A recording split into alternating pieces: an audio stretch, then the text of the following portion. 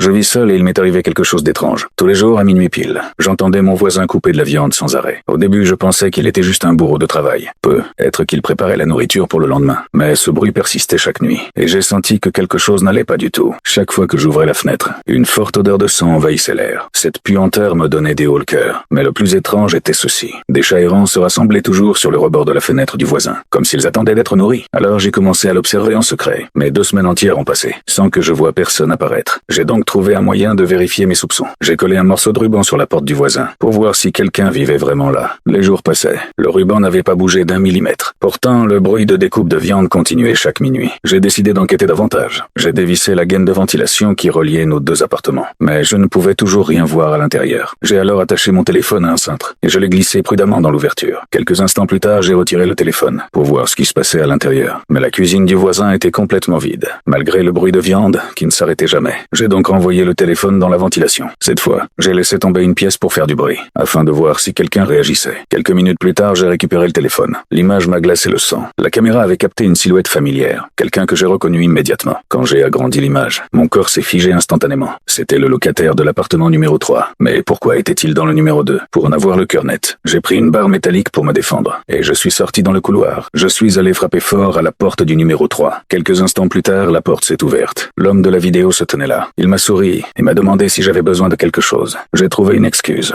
J'ai dit que je voulais emprunter un marteau. Au moment où il s'est retourné pour le chercher, j'ai soudain dit que je n'en avais plus besoin, et j'ai couru vers mon appartement. Je suis directement retourné à la ventilation, et j'ai revu la vidéo. Cette fois, j'ai tout vu clairement. L'homme était entré dans le numéro 2 par une armoire. J'ai tourné la tête vers mon propre placard. Je me suis approché et j'ai frappé le mur derrière. Et j'ai entendu un écho creux. Il y avait un espace derrière. Se pourrait-il que l'homme du numéro 3 puisse aussi entrer chez moi par là? Un frisson m'a traversé tout le corps, et la peur m'a complètement envahi.